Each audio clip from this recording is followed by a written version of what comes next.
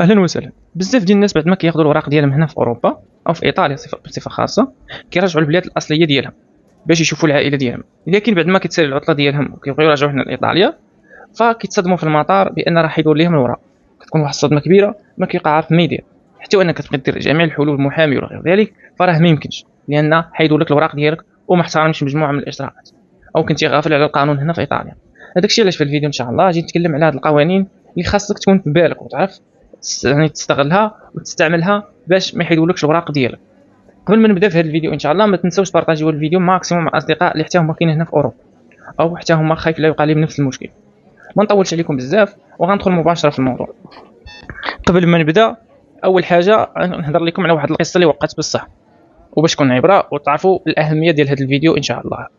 هذا خدا الوراق ديالو اول مره كياخذ الوراق ديالو، ونظرا انه كان باغي يرجع للبلاد ديالو فكان من الضروري انه غيقطعو غير يرجع. فمن رجع للبلاد ديالو بقى مريح واحد المده طويله اللي هي اكثر من 6 اشهر. لكن في المطار بعد ما قطع وبغى يرجع، فكيتصدم بانه راه تم حيدوا ليه الوراق، لان المده اللي خاصو يبقى في المغرب فما احترمهاش وتجاوز وريح واحد المده اللي هي طويله بزاف.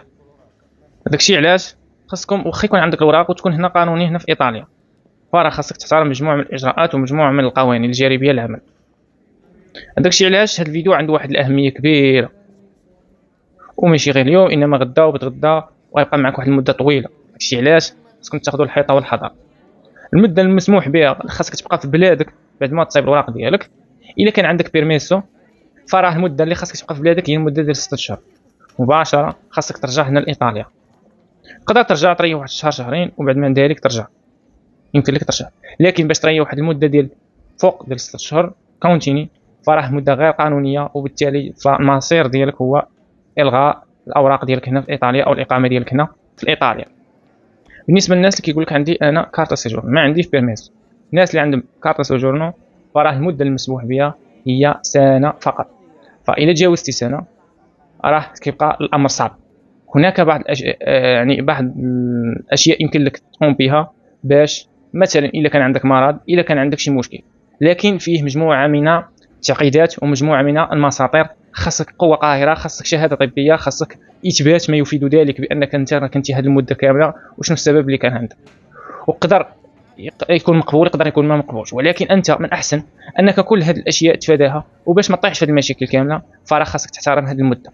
الناس اللي عندهم بيرميسو فراه المده المسموح بها هي 6 اشهر، اما الناس اللي عندهم كارتا سوجورنو فراه المده المسموح بها هي سنه. اذا هذه هي القوانين الجاري بها العمل.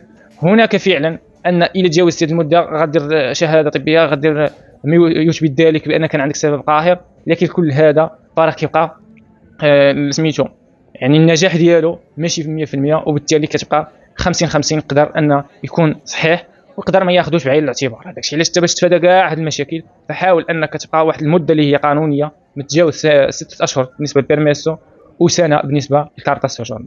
فالفيديو كان خفيف ظريف لكن كان مفيد اكثر بالنسبه لكم الناس الجاليه المقيمه هنا في اوروبا بصفه عامه وايطاليا بصفه خاصه. لكم الف تحيه، السلام عليكم، ونتلاقاو في فيديو واحد اخر ان شاء الله.